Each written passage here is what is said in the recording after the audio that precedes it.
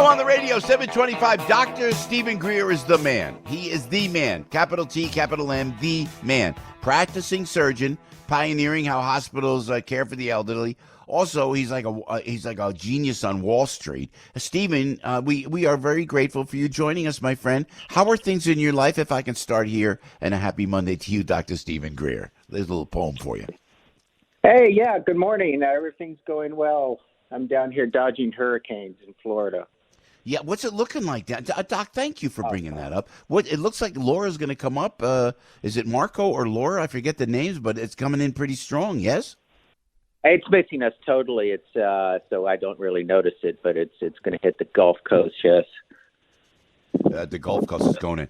Dr. Greer, we always appreciate you being on top of this, the pharmaceuticals, the therapeutics, the medicine that can help offset this China virus, this coronavirus. Tell us about what your thoughts on this convalescent plasma that the president was talking about yesterday. Sure, yeah. It's a very effective drug.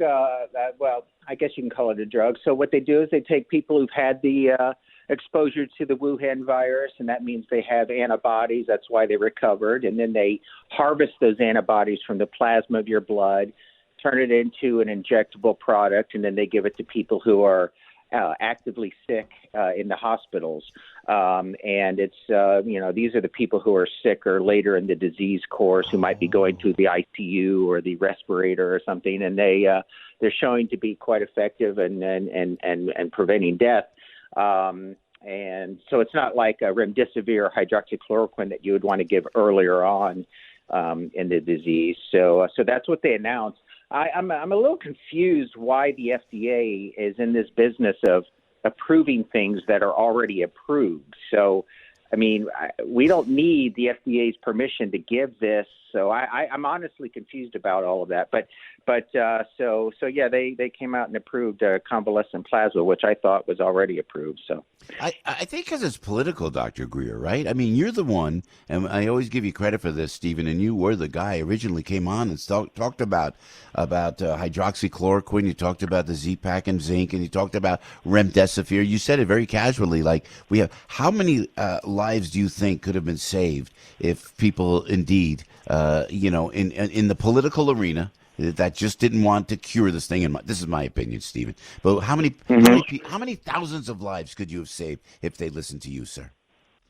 That is a good question, and someone could put some numbers behind that. I would say, okay, if they're claiming 137, whatever the death number is now, which I think is overinflated because they were attributing the virus to every death. So let's say 100,000 people died. If they would have received the proper triage of hydroxychloroquine, remdesivir, plasma, I really think that 90% of them should have lived.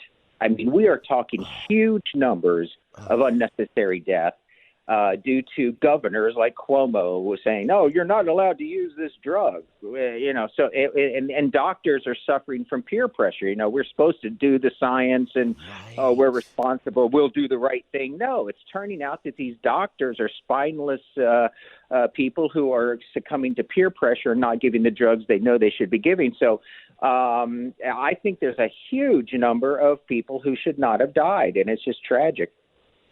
And with the hydroxychloroquine, the remdesivir, and what's that other steroidal drug, methoxis? What is that? Is another steroidal drug? Yes, I left that out. Yeah, just good old-fashioned cheap generic dexamethasone is effective as well. Yes. Dexamethasone, right. And that works too, Doc? Yes. It's earlier on, the goal with dexamethasone is to prevent a bunch of inflammation that can lead to damage. And the hydroxychloroquine seems to prevent the virus from replicating, same with remdesivir. So there's a variety of mechanisms that work to keep the virus from causing damage. So those are the early... Yeah. Yeah, no, Stephen Greer, Dr. Stephen Greer with Piscopo at 7:30. Stephen, we appreciate your valuable time. Tell us about also, and I just want to clear this up because someone's got to investigate this, Stephen. Someone's got to go after this and see what the mistakes made so we don't do it again. And you don't think, Dr. Stephen Greer, China's coming up with another virus? I'm just saying. Yep. I'm just saying. Yep. And don't you think so that there's yet going to be another, God forbid, pandemic that China is waiting to spew upon us, sir? Am I being too dramatic when I say that, Doctor? Well, whether it comes from China, it comes from China naturally. The influenza, for whatever reason, the pattern is every year it starts in China and then it migrates over here. And so, but however, there's going to be another virus. It happens every year, and this can be now that they've seen the success of this, the precedent has been set. And these same types of political leaders who didn't blink an eye at doing all the bad things they've done will do it again, probably in 2024. And so we need to really, first of all, the CDC dropped the ball here. We invented a government organization called the CDC to specifically handle pandemics, and they're not handling the pandemic, okay, because of ineptness and corruption. So we need to completely overhaul the CDC. And I think we need to set laws that restrict lame brains like Mayor de Blasio and Cuomo from saying, you must do this or that, wear a mask, whatever, So they're basing these decisions on lockdowns and so forth. They're not scientific. They're unconstitutional. There needs to be some laws to prevent them from doing that in the future. Starting with the Supreme Court. The Supreme Court has been unbelievably absent here. Whenever a case hits them over the last few months of should we allow churches to be open in Nevada, but yes, you can have a casino open, but not these crazy rulings coming from the Supreme Court. That's a real problem. And when cities are just out of control, the Department of Justice has the power to take over cities. So remember many years ago, Los Angeles Police Department was taken over by the Department of Justice because it was so corrupt. Is the DOJ needs to come in and take over Portland or Seattle or New York City when the leaders are yeah. And so and then finally there really needs, and I think it's possible. How did all of this happen? It was enabled by the media, the crooked propaganda media. When it's specifically just for pandemics, there needs to be some sort of bipartisan commission that rules and decides whether someone is spewing propaganda or not. And that's a very dangerous thing to give the government that power. But I'd say just make it very specific, only for pandemic coverage. We need to oversee this because the media has been complicit in causing this. Hey, Dr. Stephen, before we let you go, thank you. Ventilators. Remember they were going ventilators. And correct me if I'm wrong, Dr. Stephen, if you would, Dr. Stephen Greer.